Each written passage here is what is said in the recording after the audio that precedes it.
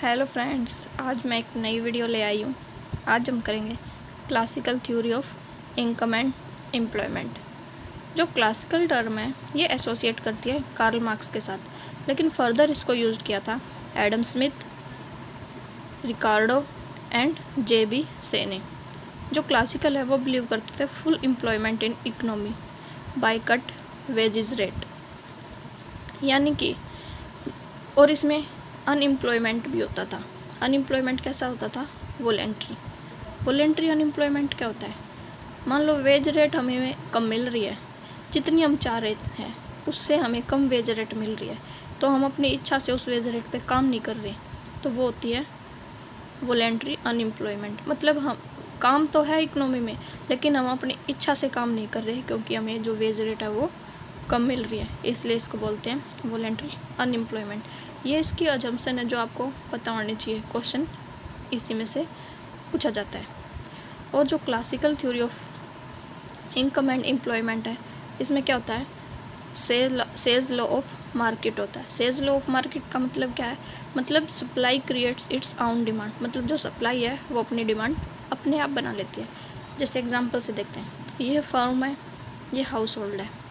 Firm को अगर production करना है तो उसको लैंड चाहिए, लेबर चाहिए, कैपिटल चाहिए, एंटरप्रेन्योर चाहिए। ये सारे क्या हैं? ये हमारे फैक्टर ऑफ प्रोडक्शन है। जब हमने हाउस होल्ड से लैंड, लेबर या कैपिटल ये सारी चीज़ें ली, तो हमें लैंड के बदले रेंट दिया हाउस होल्ड को, लेबर के बदले वेजेस दी। जब हमने ये सारी चीज़ें हाउस होल्ड को दी तो ये हाउस होल्ड के लिए इनकम बन गई। लेकिन जब हाउस होल्ड ने ये इनकम अपनी कंज्यूम की, यानी इस इनकम का इसने कंजम्पशन कर दिया, तो ये वापस किसके पास पहुंच गई? फर्म के पास। इसलिए बोलते हैं कि जो सप्लाई है वो अपना डिमांड अपने आप बना लेती है। देखो ग्राफ से समझते हैं। ये है रियल वेज, ये है लेबर सप्लाई, ये है लेबर डिमांड, ये है इक्विलिब्रियम पॉइंट। मतलब ये वो पॉइंट है जहाँ पे इक्विलिब्रियम है, रियल वेज भी उसको उतने मिल रहे हैं और यहाँ पे इसको आउटपुट है, मतलब जो वर्कर लगे हुए हैं वो फुल एम्प्लॉयमेंट लेवल पे हैं। जो लेबर अगर डिमांड कम कर रहा है, जो फर्म है वो लेबर की डिमांड कम कर रहा है। लेबर की डिमांड कम कर रहा है का मतलब क्या है? जो लेबर का डिमांड कर रहा है वो डाउनवर्ड स्लोप है। डाउनवर्ड स्लोप का मतलब क्या है? जो वेज रेट है और जो लेबर की डिमांड है इसमें नेगेटिव रिलेशन है। नेगेटिव रिलेशन का मतलब अगर वेज रेट ज़्यादा होंगे तो फर्म लेबर की डिमांड कम करेगी, और अगर वेज रेट कम होंगे तो लेबर की डिमांड ज़्यादा करेगी, इसलिए इसमें नेगेटिव रिलेशन है। सेम ऐसे ही लेबर सप्लाई करो, ये अपवर्ड क्यों है? इसमें क्या है? जो वेज रेट है और जो लेबर की सप्लाई है इसमें पॉजिटिव रिलेशन है। अगर वेज रेट ज़्यादा होंगे तो लेबर की सप्लाई ज़्यादा होगी, अगर वेज रेट कम होंगे तो लेबर की सप्लाई कम होगी। अब देखो जो लेबर की डिमांड है वो डाउनवर्ड स्लोपिंग क्यों है? अब देखो पहले जो वेज रेट है हमारे कम होती जा रही है, अगर वेज रेट हमारी कम हो रही है तो लेबर की डिमांड है बढ़ रही है। मान लो अगर हमें 50 रुपये में लेबर मिल रहे हैं तो हम बहुत ज़्यादा लगा देंगे, लेकिन अगर लेबर हमसे 100 रुपये मांग रहा है तो हम सोचेंगे 2 ही लेबर लगा के इन्हीं से काम करवा लेते हैं। मतलब अगर वेज रेट कम होंगे तो हम लेबर की डिमांड ज़्यादा करेंगे, और अगर वेज रेट ज़्यादा होंगे तो हम लेबर की डिमांड कम करेंगे। इसलिए जो लेबर डिमांड कर रहा है वो डाउनवर्ड है। जो लेबर की सप्लाई कर रहा है, अब देखो लेबर सप्लाई ये अपवर्ड डायरेक्शन में क्यों होता है? जैसे जैसे वेज रेट बढ़ता है वैसे वैसे हमारे जो सप्लाई है वो बढ़ती है। वेज रेट, अब देखो वेज रेट W था, W1 हुआ, फिर W2 हुआ। जैसे जैसे लेबर हमारे बढ़े वैसे वैसे, जैसे जैसे वेज रेट हमारी बढ़ी वैसे वैसे हमने लेबर की सप्लाई भी बढ़ा दी। इसलिए बोला जाता है कि जो लेबर सप्लाई कर रहा है इसमें वेज रेट और लेबर सप्लाई का पॉजिटिव रिलेशन है। तो आया आपको समझ? अब देखो जैसे ये डायग्राम दिया हमने, ये रियल वेज है, ये वो पॉइंट है इक्विलिब्रियम का, ये आउटपुट है और ये हमारे लेबर है। अब देखो जो ये वाला पॉइंट है ना, ये वाला पॉइंट, इस पॉइंट पर आउटपुट है जो वो मैक्सिमम होगी, लेकिन अगर इस पॉइंट के बाद अगर हम लेबर को हायर करते हैं, यानी अगर हम लेबर को बढ़ा देते हैं तो उससे मेरे आउटपुट है जो वो कम होगी। कम कैसे होगी? अब हम लेबर की जितनी ज़रूरत थी वो हमने यूज़ कर ली, अब इससे ज़्यादा अगर हम लेबर लगाएंगे तो उसका कोई बेनिफिट नहीं है, उससे कोई हमारी आउटपुट नहीं बढ़ेगी। इसलिए बोलते हैं कि जैसे जैसे लेबर बढ़ेगा तो आउटपुट है हमारी जो कम हो जाएगी। और हम लेबर की डिमांड कब तक करेंगे? लेबर की डिमांड हम तब तक करेंगे जब मार्जिनल रेवेन्यू हमारा रियल वेज के इक्वल ना हो जाए। जब मार्जिनल रेवेन्यू हमारे रियल वेज के इक्वल हो जाएगा तो हम लेबर की डिमांड तब तक ही करेंगे। रियल वेज क्या होते हैं? रियल वेज होते हैं जो इन्फ्लेशन के अकॉर्डिंग एडजस्ट हो जाएं, वो होते हैं रियल वेज। और देखो जैसे ये पॉइंट है, यहाँ पे मैक्सिमम आउटपुट हो रहा है ना, अगर इसके बाद अगर हम लेबर को बढ़ाते हैं उसका कोई बेनिफिट नहीं है। और जो ये कर्व हमारा नीचे होता जा रहा है, इसका मतलब क्या है? जो आउटपुट है वो हमारी कम होती जा रही है, यानी डिमिनिशिंग प्रोडक्शन कर्व। और ये पॉइंट है, ये इक्विलिब्रियम पॉइंट है जहाँ पर लेबर की डिमांड और लेबर की सप्लाई इक्वल है और रियल वेज है। यहाँ पे इस टाइम पर हमारे जो एम्प्लॉय है वो फुल एम्प्लॉयमेंट पे है। अब देखो वेज रेट, प्राइस और इंटरेस्ट रेट क्या है? फ्लेक्सिबल है। अब देखो ये है रियल वेज रेट, ये है इक्विलिब्रियम पॉइंट, ये है लेबर सप्लाई कर्व, ये है लेबर डिमांड कर्व। ये वो सिचुएशन है जो इक्विलिब्रियम सिचुएशन है और यहाँ पे नंबर ऑफ एम्प्लॉयड है।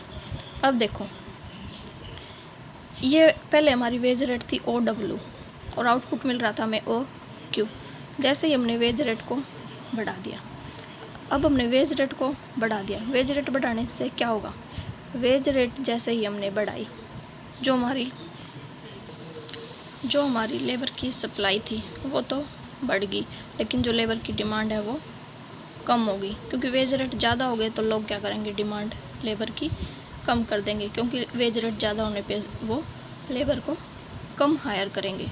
आया समझ? जो ये वेज रेट बढ़ा, वेज रेट बढ़ने से क्या हुआ? जो लेबर की सप्लाई है वो तो बढ़ गई, Q2 पहुँच गई, लेकिन जैसे ही लेबर वेज रेट बढ़ाई, जो लेबर की डिमांड है वो कम होके Q1 पर पहुँच गई।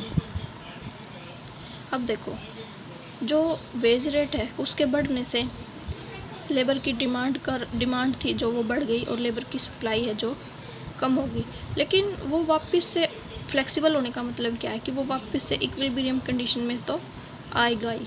देखो जैसे ही लेबर की डिमांड फर्म ने कम कर दी क्योंकि वेज रेट ज़्यादा थे, इसका मतलब क्या हुआ? कि लेबर की सप्लाई है जो वो बढ़ गई। अगर लेबर की सप्लाई बढ़ गई यानी कि जो वेज रेट कम होगी तो भी लोग काम करना पसंद करेंगे। जब लोग वेज रेट कम होने पर भी काम करना पसंद करेंगे तो वो क्या होगा? ऑटोमेटिकली वो ई पॉइंट पे आ जाएंगे, यानी इक्विलिब्रियम पे वापस से आ जाएंगे। जब वो ऑटोमेटिकली एडजस्ट हो जाएंगे और इक्विलिब्रियम पे दोबारा आ जाएंगे, तो इसीलिए इसको क्या बोलते हैं? Flexible wage rate. इसको क्या बोलते हैं? Flexible wage rate. जब सिचुएशन के अकॉर्डिंग वेज रेट चेंज हो जाए उसको क्या कहते हैं? Flexible wage rate. ये देखते हैं, वहाँ पे हमने देखा कि वेज रेट बढ़ गए। अब देखो हमारी जो वेज रेट है वो कम होगी, OW थी, आउटपुट क्यों मिल रहा था? जैसे ही हमारी वेज रेट कम होगी OW1 होगी तो क्या होगा? जो लेबर की डिमांड थी वो तो बढ़ गई, लेकिन जो लेबर की सप्लाई है वो कम हो गई। अब क्या हुआ?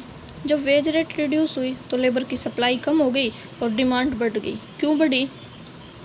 क्योंकि जो पीपल थे वो लो वेज रेट पर काम नहीं करना चाह रहे थे, क्योंकि अब ये लो वेज रेट के कारण क्या थे? काम नहीं करना चाह रहे थे। ये सिचुएशन होती है जो वेज रेट बढ़ने पे और वेज रेट कम होने पे हमने दोनों पॉइंट कर लिए।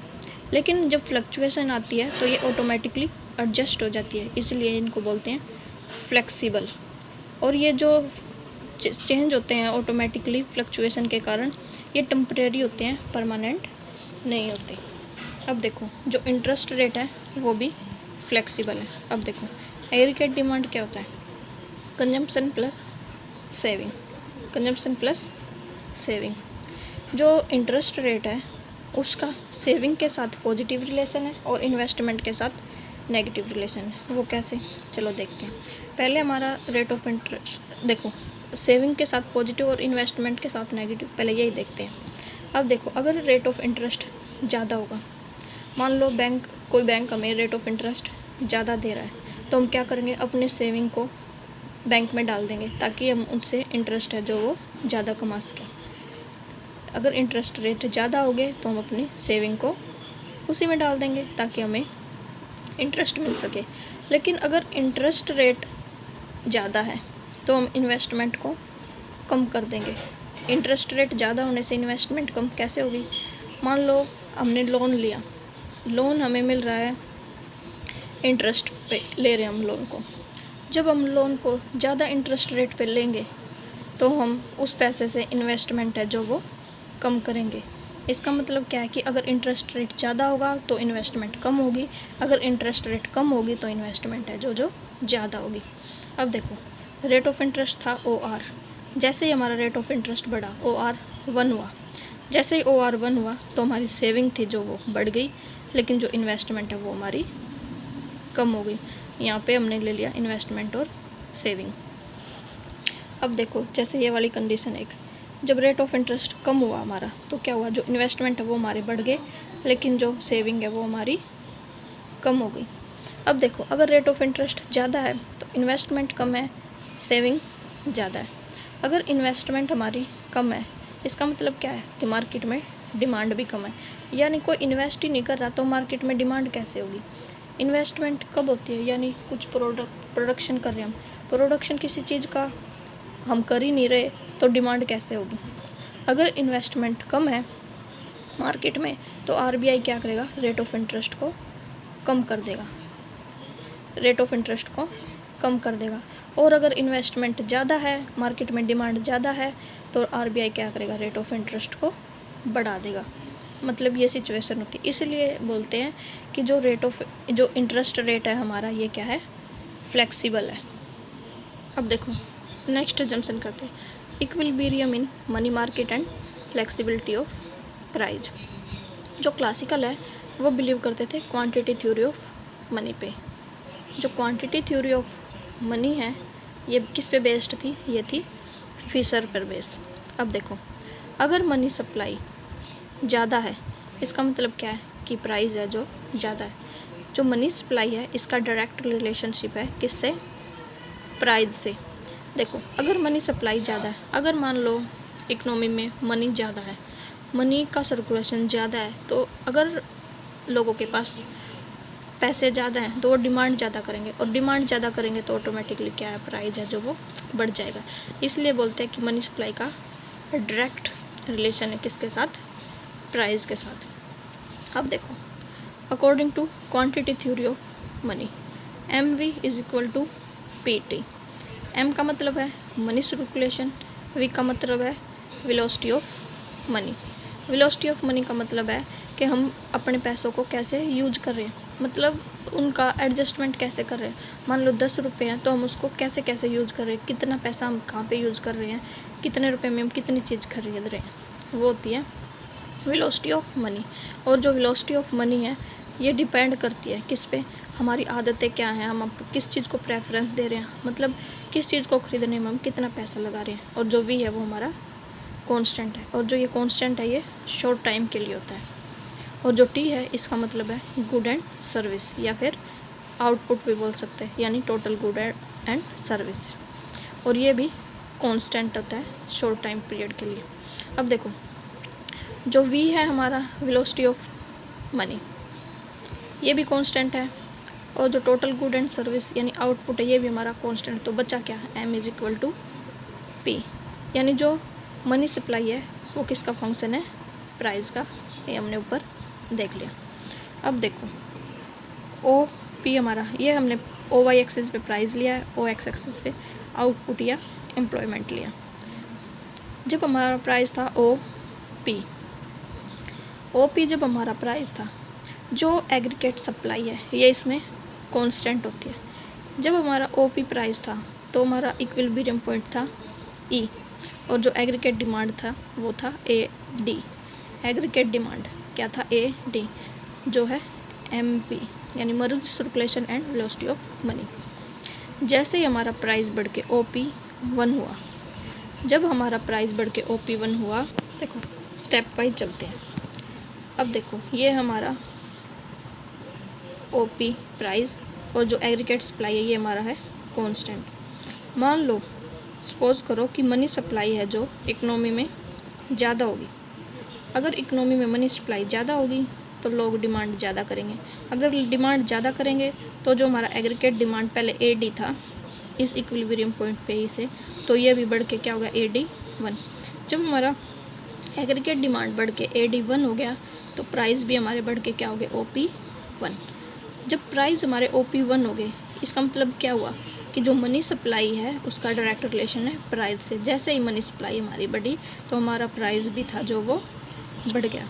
जब हमारी मनी सप्लाई बढ़ने से प्राइस बढ़ गया तो इसका मतलब क्या हुआ, जो फर्म है उसकी इनकम थी जो वो बढ़ गई।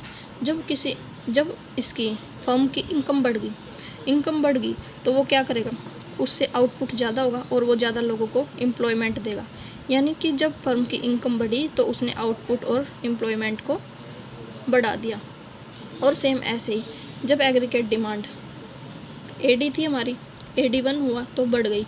लेकिन अगर हमारी एग्रीगेट डिमांड अगर कम हो गई, एग्रीगेट डिमांड कम होने का मतलब क्या है, एग्रीगेट डिमांड कम होने का मतलब है कि जो हमारे प्राइस है वो कम हो गए और जो हमारा इक्विलिब्रियम पॉइंट है, जैसे हमारी एग्रीगेट डिमांड AD1 से AD2 पे आई तो इक्विलिब्रियम पॉइंट हमारा बन गया E2 बनने से जो हमारा आउटपुट है और एम्प्लॉयमेंट है वो रिड्यूस हो गया।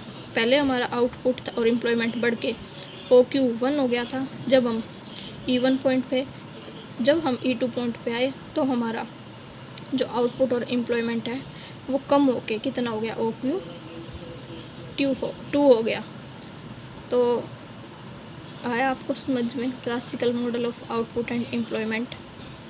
अगर आपको वीडियो अच्छी लगी तो प्लीज़ वीडियो को लाइक करना और चैनल को सब्सक्राइब करना। टेलीग्राम चैनल का लिंक मैं डिस्क्रिप्शन में डाल दूँगी, उसको भी ज्वाइन कर लेना। वीडियो आज ज़्यादा लंबी हो गई है। Thank you so much.